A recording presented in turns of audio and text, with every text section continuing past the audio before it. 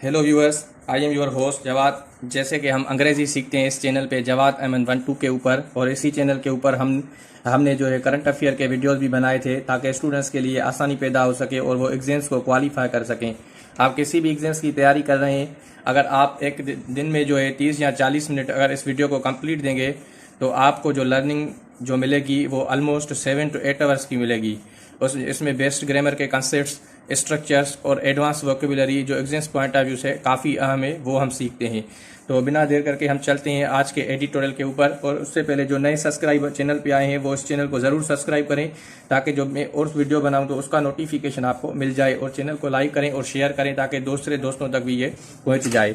Okay, आज का जो सेशन है डेली टाइम्स का, उसमें है 1 लाख मार्क, यानी 1 लाख का मार्क यानी कोई निशान होता है। ओके, कोई पॉइंट होती है। अभी ये जो एडिटोरियल है पहले इसकी मैं समरी दे दूं तो ये जो है कोरोना वायरस से रिलेटेड है कि 1 लाख तक जो है मार्क पहुंच गए हैं और गवर्नमेंट अभी क्या कर रही है लॉकडाउन के हवाले से और सेहत के हवाले से। ओके, तो आगे हम पढ़ेंगे फिर इसको समझेंगे। यानी 1 लाख जो है कोविड-19 के पेशेंट्स हो गए हैं। हेडलाइंस ग्रामर को फॉलो नहीं करती, पूरा नहीं बताती है, लेकिन वो जो है हमें हिंट बताती है बस। नाउ देट जो है ये नाउ एडवर्ब भी होता है, लेकिन नाउ देट अगर साथ लेके आए तो ये कंजंक्शन होता है। नाउ भी कंजंक्शन होता है, लेकिन नाउ देट जब आ जाए तो ये कंजंक्शन होता है, ये एडवर्ब नहीं होता है। तो नाउ देट का मतलब होता है कि कोई चीज़ जो है हुई हो, कोई भी चीज़ हुई हो, उसका जो एक्शन हुआ है और फ्यूचर में क्या होगा उसके बारे में बताता है। ओके, यानी मिसाल के तौर पर मैं आपको यहाँ पे बताऊँ, something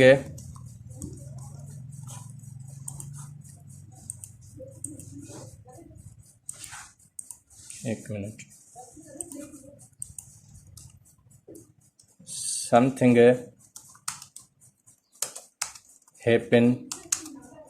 something happen and as a result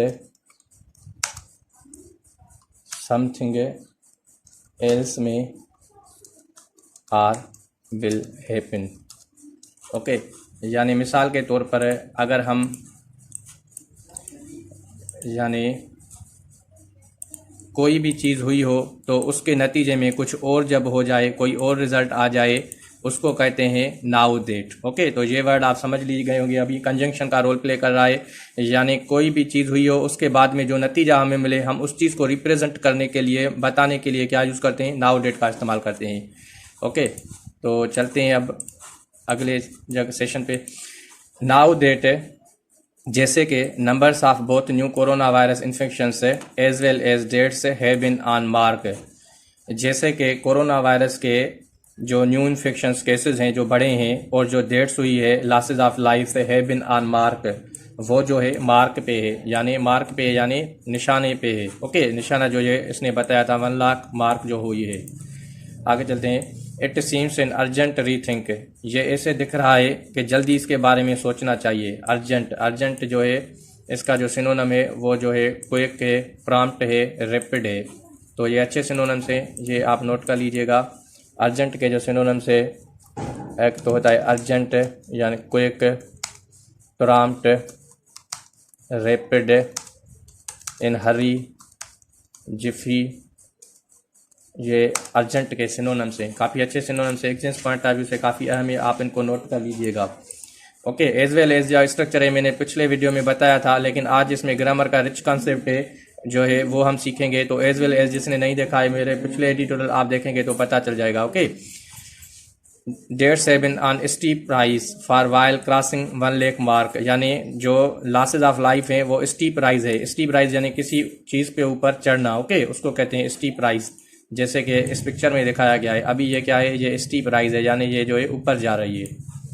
okay, official तो उसके बारे में सोचना चाहिए, जल्दी सोचना चाहिए, ऑफिशियल पॉलिसी ऑर्डर में लानी चाहिए। There is little chance of the prime minister coming around to accepting the necessity of another lockdown.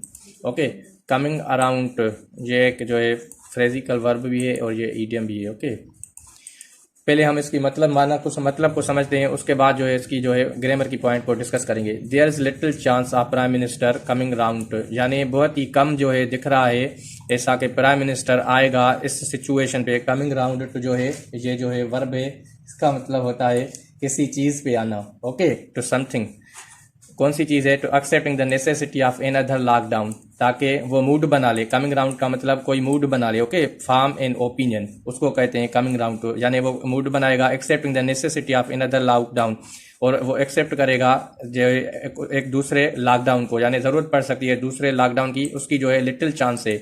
अभी ये देखिए यहाँ पे आ लिटिल नहीं आया हुआ है, यहाँ पे लिटिल आया हुआ है, ओके। यहाँ पे लिटिल आया हुआ है,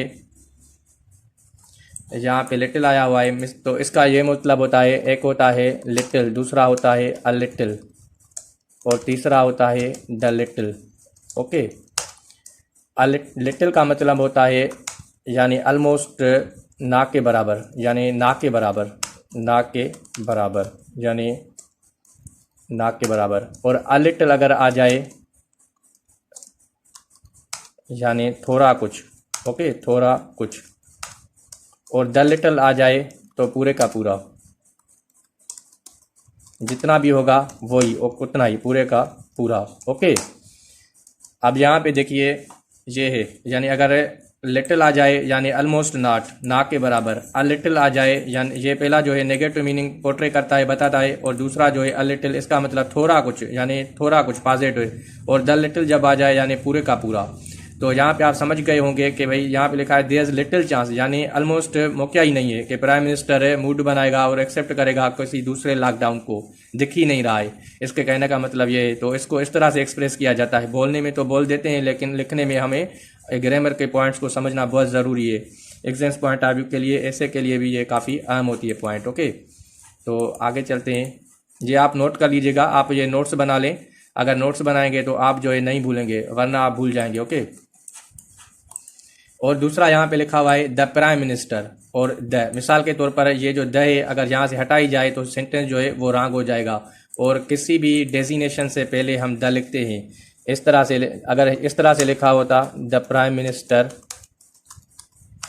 इमरान खान, तो ये सेंटेंस जो है रॉन्ग हो जाता। फिर ये हमें द निकालना पड़ता है, क्योंकि जब हम नाम लिखते हैं उसी डेजिग्नेशन के बाद, ओके, उस डेजिग्नेशन के बाद जब हम नाम लिखेंगे तो फिर जो है द को हटाना पड़ेगा। लेकिन यहाँ पे द लगाया हुआ है, इसीलिए लगाया हुआ है क्योंकि यहाँ पे नाम प्राइम मिनिस्टर का नहीं है। अगर यहाँ पे नाम होता तो फिर ये द जो है नहीं होता, ओके। ये भी अच्छी पॉइंट है, आप इसको नोट कर लीजिएगा। आगे चलते हैं। And much time and money has already been invested in the reopening, और काफ़ी वक्त और पैसे जो है वो इन्वेस्ट किए गए हैं, लगाए गए हैं रीओपनिंग, किसको खोलने के लिए, यानी रीओपनिंग किसको। Prime focus must now shift to making sure that health care system can withstand the steepening of the curve, okay. यानी इन्वेस्ट किया हुआ है जो है टाइम और पैसा री इन्वेस्ट किया गया है, इन्वेस्ट किया गया है रीओपनिंग के लिए, यानी बिजनेसेस को रीओपन किया जाए, ओके। तो प्राइम फोकस जो अहम फोकस है, मुकम्मल जो नज़र है, must now shift to making sure है, ये लगाई गई है यानी कि किस चीज़ के लिए, that health care system can withstand, जो हमारा हेल्थ का निज़ाम है वो विथस्टैंड कर सकता है। विथस्टैंड करना यानी रेजिस्ट करना या स्टैंड अप टू करना, यानी हेल्थ सिस्टम जो है हमारा सही बना रहेगा। कैसे, the steeping of the curve, यानी जो हेल्थ का निज़ाम है वो ऊपर जाएगा। स्टीपनिंग ऑफ द कर्व का मतलब होता है जो कर्व ऊपर जाए, ओके। एक होती है फ्लैटनिंग द कर्व, यानी जो ग्राफ होता है उसको सीधा किया जाता है, यानी बीमारी को ख़त्म किया जा रहा है। लेकिन जहाँ पे हेल्थ की बात कर रहा है, हेल्थ सिस्टम कैन विथस्टैंड, वो रेजिस्ट कर सकता है द स्टीपनिंग ऑफ कर्व को, यानी जो कर्व बीमारी बढ़ रही है तो उसको हेल्थ सिस्टम जो है अभी इम्प्रूव हो गया है वो उसको बढ़ने नहीं देगा। इसका कहने का मतलब ये है। आगे एक ईडियम है उससे हमें बताएगा, सो टू स्पीक, ये एक ईडियम है, ये एम्फेसाइज करता है, ओके। यानी किसी चीज़ को डिफाइन करने के लिए जो है एम्फेसाइज करता है। सो टू स्पीक, ये भी अच्छा ईडियम है, आप इसको नोट कर लीजिएगा। सो टू स्पीक, इसका मतलब होता है टू डिस्कस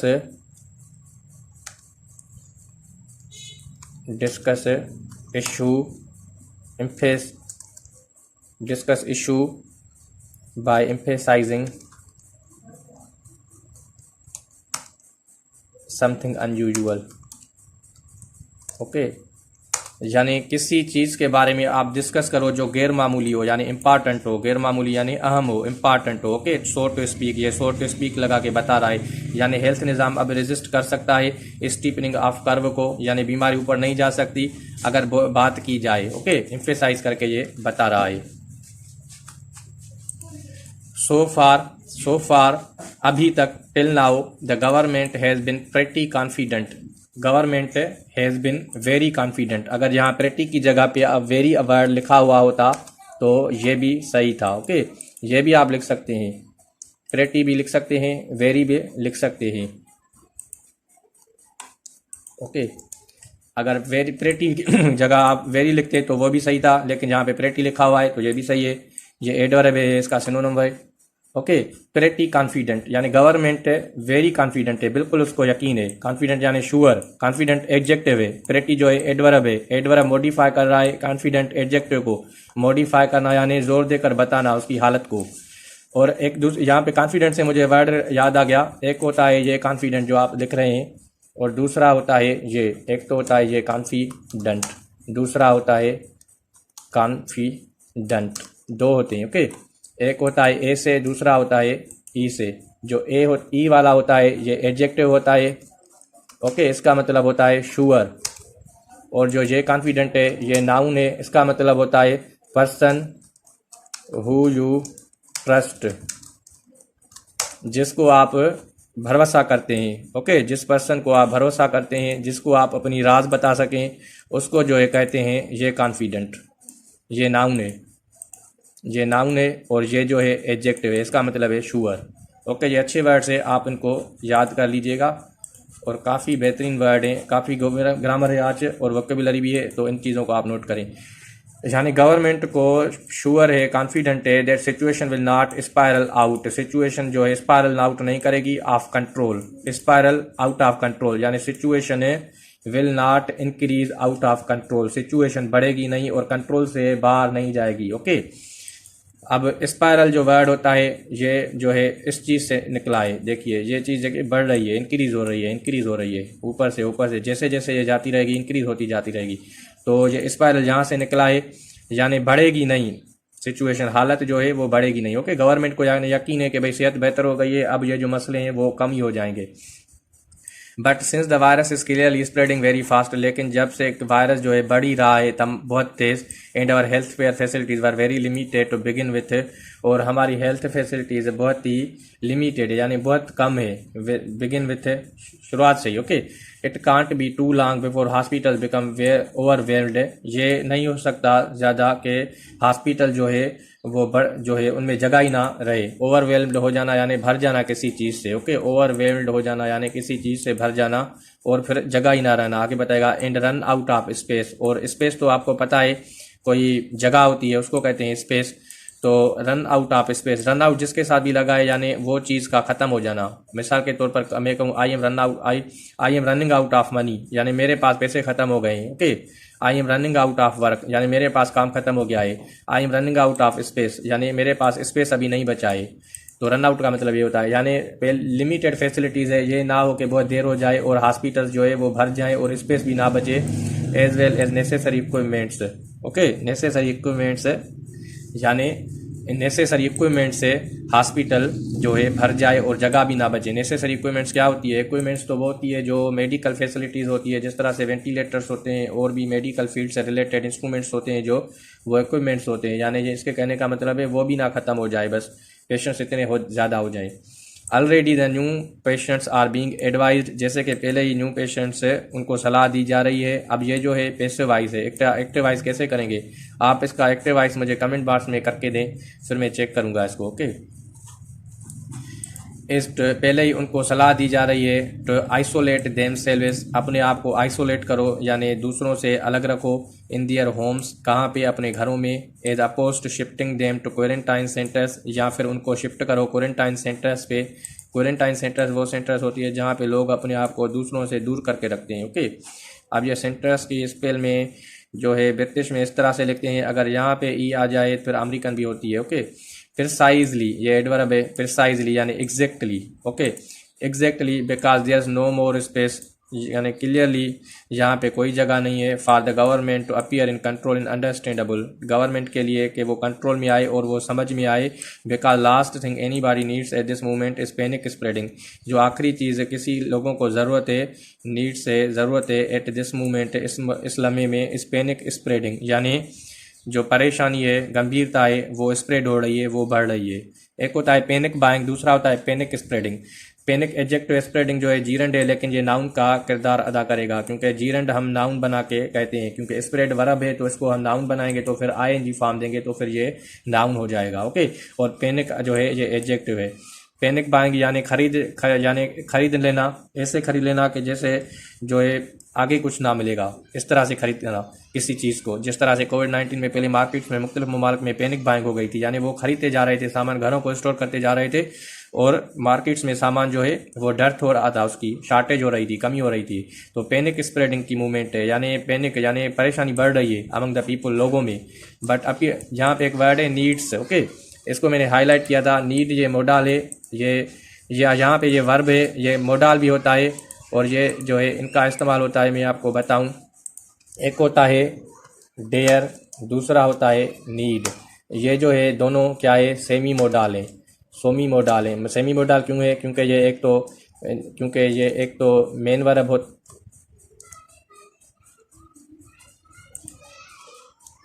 एक तो ये मेन वर्ब होती है, मेन वर्ब, एक तो ये मेन वर्ब होती है और दूसरा ये मोडाल वर्ब होती है, मोडाल वर्ब, दोनों ही, ओके, दोनों ही। यानी नीड भी जो है वो भी ऐसे है, मोडाल वर्ब है, और वो भी मोडाल वर्ब है, और मेन वर्ब भी हैं, दोनों ही, दोनों मेन वर्ब भी हैं और दोनों मोडाल भी हैं, नीड। ओके, अब ये किस तरह से इस्तेमाल होती हैं? अभी जो है मिसाल के तौर पर है, मैं जो है नीड और डेयर, ये दोनों क्वेश्चन एंड नेगेटिव सेंटेंस में मोडाल होती हैं, मोडाल वर्ब का रोल प्ले करती हैं। ओके, यानी क्वेश्चन जो सेंटेंस होगा वो क्वेश्चन में होगा या फिर नेगेटिव सेंटेंस होगा, उसमें ये जो होंगे मोडाल वर्ब की रोल प्ले करेंगी, दोनों, नीड और डेयर, और ये मेन वर्ब का भी रोल प्ले करती हैं। ओके, मिसाल के तौर पर अगर मैं क्वेश्चन बनाऊं मोडाल से, अगर मैं पहले मोडाल से बनाऊं तो नीड आई से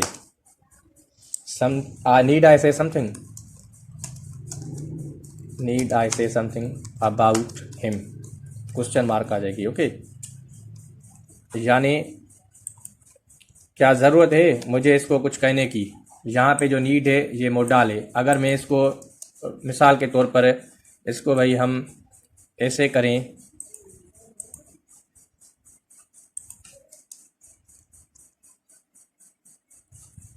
ये मैं हटाता हूँ, ये आप लिख लें, उसके बाद हम सामने ही लिखता हूँ ताकि आपको समझ में आ जाए।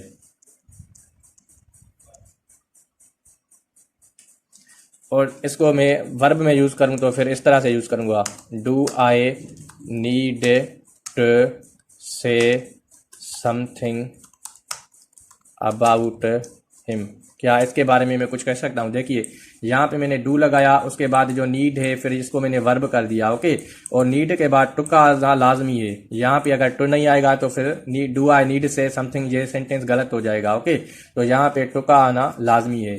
अभी ये जो इस्तेमाल हो रहा है ये मोडाल हो रहा है, और यहाँ पे ये जो इस्तेमाल हो रहा है ये मेन वर्ब हो रहा है, और इन सेंटेंस दोनों का मतलब एक ही है, जो इसका मतलब है वो इसी का मतलब है।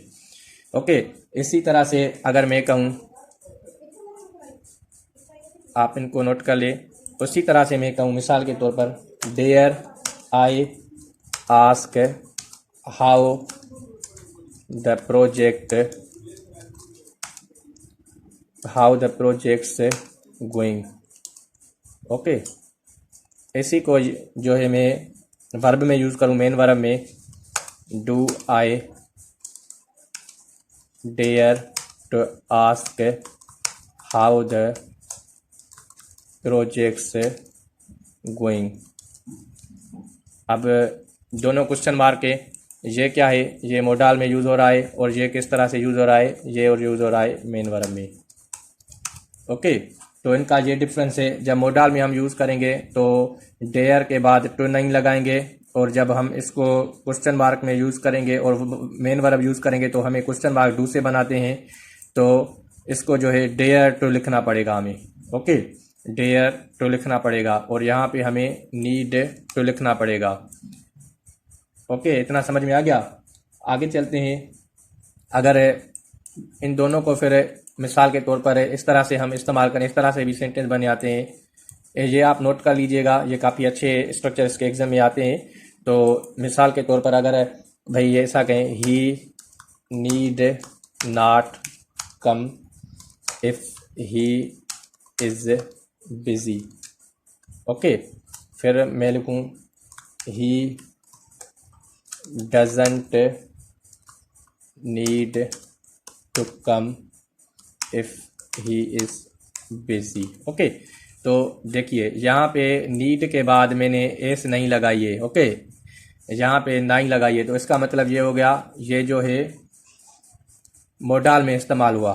और जब ये नेगेटिव सेंटेंस है, देखिए नाट में यूज़ हो रहा है, पहले क्वेश्चन में था, अभी नाट में है, लेकिन यहाँ पे अगर मैं एस लगा लूँगा तो ये सही नहीं होगा सेंटेंस। ओके, क्योंकि नाट को लगाने के लिए हम ऑक्सिलरी वर्ब लेते हैं, लेकिन मोडाल जब हम यूज़ करते हैं तो फिर ही थर्ड पर्सन सिंगुलर हो, ही हो, चाहे शी हो, चाहे इट हो, उसके बाद वर्ब में जिस तरह से एस या ईएस आती है, मोडाल वर्ब में एस या ईएस नहीं आती है। जैसे आप मस्ट लिखते हैं, मस्टिस नहीं लिखते हैं, वुड लिखते हैं, वुडस नहीं लिखते हैं। ओके, शुड लिखते हैं, शुडस नहीं लिखते हैं। ओके, ये गलत, तो ये जहाँ पे एस लग रही है ये गलत है, यहाँ पे एस है ये भी गलत है, यहाँ पे एस है ये भी गलत है। इसी तरह से यहाँ पे एस नहीं आएगी, क्योंकि मोडाल जब हम यूज़ करेंगे तो फिर एस नहीं देंगे, चाहे वो थर्ड पर्सन सिंगुलर हो भले, लेकिन उसमें इस्तेमाल नहीं होगा। ओके, उम्मीद है आपको समझ में आ रहा होगा काफ़ी अच्छे स्ट्रक्चर से, और ये मोडाल वर्ब इस्तेमाल किए जाते हैं, तो आप इनको इस्तेमाल करें और सेंटेंस में कुछ क्वेश्चंस बना के, इसके सेंटेंस बना के मुझे जो है कमेंट बॉक्स में भेजें, ताकि मैं जो है चेक करूँगा कि आपने क्या क्या इसको सीखा है। ओके, आगे चलते हैं। काफ़ी अच्छा स्ट्रक्चर था, तभी मैंने डिस्कस कर लिया। ये तो वर्ब लिखा हुआ था, लेकिन मैंने कहा आपको बता दूं, क्योंकि मेरा मतलब यही है कि आपको जो है अंग्रेज़ी का डर का जो है खौफ जो है आपसे ख़त्म किया जाए। ओके, ये अंग्रेज़ी मुश्किल है, कोई मुश्किल नहीं, but appearing strong is one thing, लेकिन मजबूत होना एक चीज़ है, and not being able to hand best situation is quite another, और सिचुएशन को क्वाइट जो है हैंडल नहीं करना, संभालना नहीं, एक बेस्ट सिचुएशन को, वो जो है अलग चीज़ है। यानी एक जगह आप तो स्ट्रांग बन के दिखा रहे हैं, और दूसरा सिचुएशन ये है कि सिचुएशन बेड हो रही है और आप इसको कंट्रोल नहीं कर रहे हैं। The government should spend this time in upgrading medical infrastructure, government को करना चाहिए, वक्त गुजारना चाहिए और मेडिकल इंफ्रास्ट्रक्चर को अपग्रेड करना चाहिए, यानी अच्छा करना चाहिए। It is a big ask, ये बड़ा काम है। बिग आस्क जो है ये भी जो है ईडियम है, इसका मतलब होता है difficult thing to achieve. Okay, big ask क्या है, ये जो है ईडियम है, इसका मतलब होता है big ask. Big ask means difficult thing to achieve,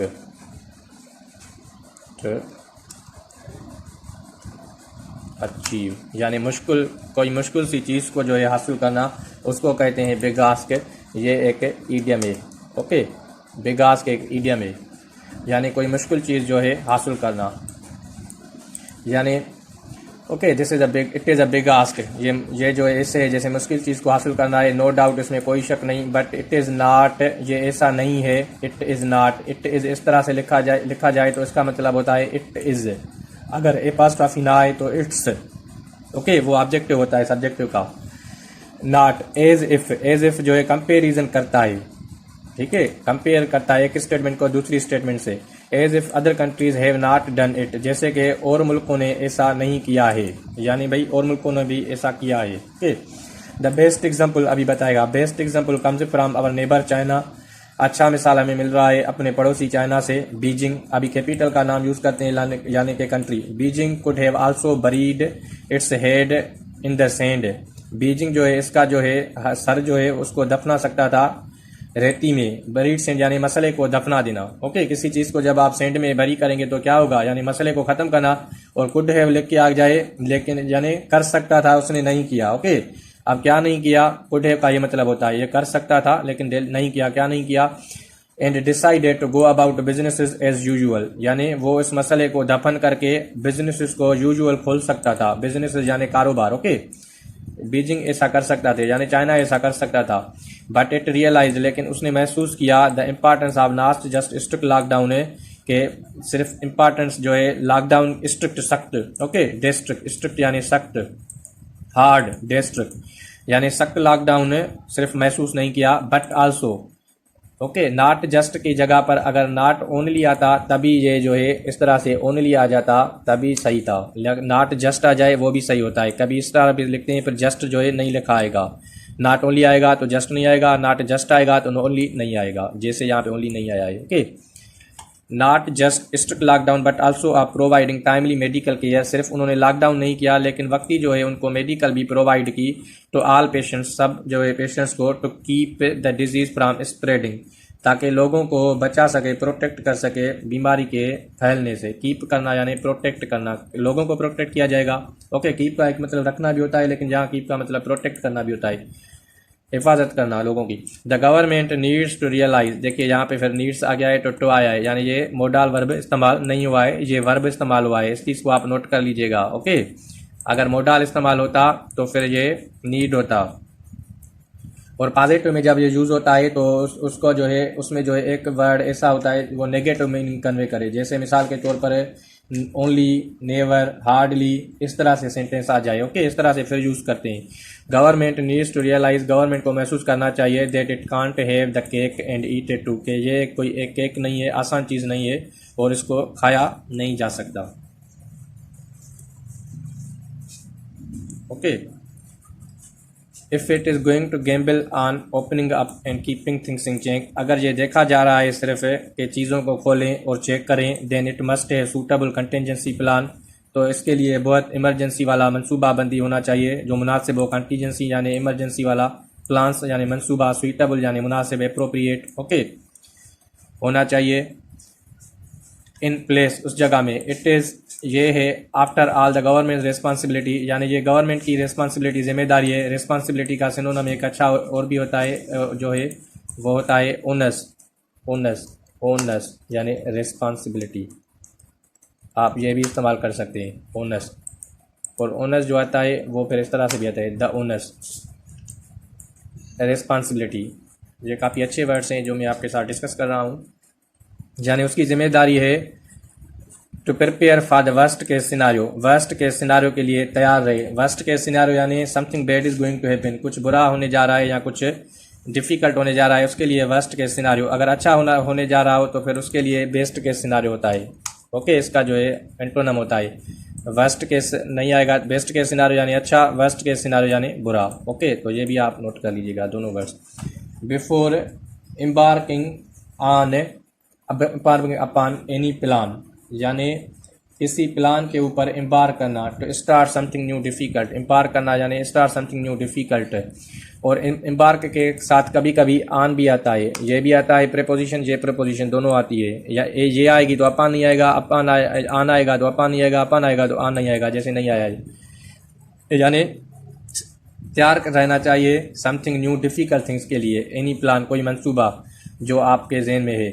and should things go wrong with this particular plan, और चीज़ें गलत जा सकती है इस प्लान से।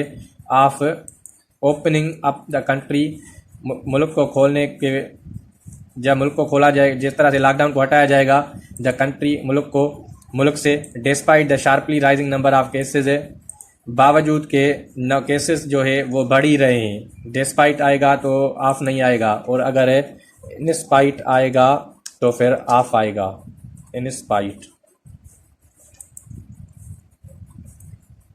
ओके, इंस्पाइट ऑफ जब आएगा तो लिख के रखिए, जब इंस्पाइट आएगा तो इस तरह से आएगा ऑफ। ओके, जब डिस्पाइट आएगा तो ऑफ नहीं आएगा, जिस तरह से नहीं आया। ये दोनों आप जो है लिख सकते हैं, ये लिखेंगे तो वो नहीं, वो तो ये नहीं। ओके, इंस्पाइट ऑफ होगा तो डिस्पाइट नहीं होगा, डिस्पाइट होगा तो फिर इंस्पाइट ऑफ नहीं लिखेंगे।